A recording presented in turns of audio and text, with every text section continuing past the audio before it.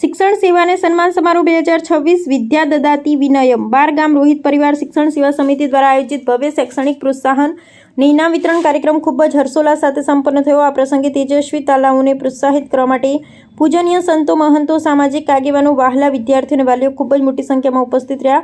પરમ વંદનીય સંતોની પાવન ઉપસ્થિતિ, સાધ્વી નંદાબેન સદગુરુ કબીરાશ્રમ સદરપુર, સંત શ્રી ત્રિલોકનાથજી રાજસ્થાન મુખ્ય મહેમાન અને ગરિમામય ઉપસ્થિતિ, શ્રી વિનોદભાઈ સોલંકી રવિધામ પ્રમુખ ગુજરાત, શ્રી મોહનભાઈ પી રાજ સાહેબ પાલનપુર, શ્રી મોહનભાઈ પ્રમુખ નવસર્જન ટ્રસ્ટ બનાસકાંઠા, શ્રી નાનજીભાઈ પરમાર કાળોગી સામાજિક અગ્રણી, શ્રી જગદીશભાઈ પુનડિયા શિક્ષક, શ્રી હિતેશભાઈ પ્રમુખ ઉત્કર્ષ શિક્ષણ મંડળ, શ્રી ડીએન મેતિયા કોઈટાવડ, શ્રી કનૈયાલાલ સીઆરસી જાબડિયા, શ્રી જીતુભાઈ ચૌહાણ શિક્ષક, શ્રી નવીનભાઈ પરમાર સામાજિક કાર્યકર, શ્રી ધર્મેન્દ્રભાઈ સોલંકી સામાજિક કાર્યકર, શ્રી સુરેશચંદ્ર ઈશ્વરલાલ સતવારિયા તેમજ બારગામ રોહિત પરિવાર શિક્ષણ સેવા સમિતિના તમામ સભ્યો, ઉદાર દિલના દાતાશ્રીઓ જેમના સહયોગથી કાર્યક્રમો દીપી ઉઠ્યો। ચોપડાના દાતાશ્રી રમેશભાઈ રત્નાભાઈ, ચાંદીના સિક્કાના દાતાશ્રી સંત માતા મણિબેન લુણપુર, ટ્રોફીના દાતાશ્રી શંકરરામ લુણપુર, પેનના દાતાશ્રી જયંતિભાઈ પાનાભાઈ છત્રારિયા।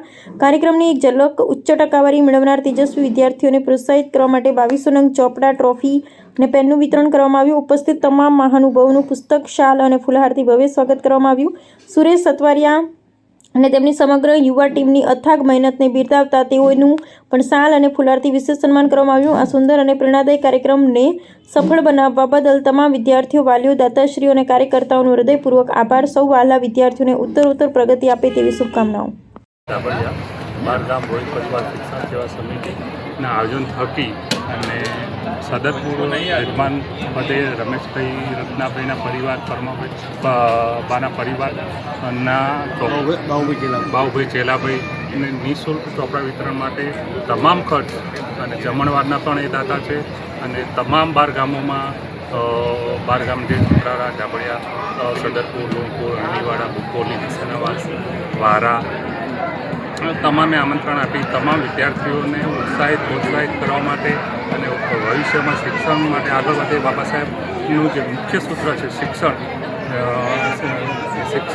એ શિક્ષણમાં જ આગળ આપણે આવીએ એ માટે સતત પ્રયત્ન માટે આ કાર્યક્રમનું આયોજન કર્યું હતું અને એમાં મોહનભાઈ પી રાજ રવિધામના સાહેબ, વિનોદભાઈ સોલંકી, મોહનભાઈ રાવેન્દ્રવા એ બધાઓને આમંત્રિત કર્યા હતા અને એમને સરસ વક્તવ્ય પણ આપ્યું છે અને આ કાર્યક્રમ આયોજિત કર્યો હતો।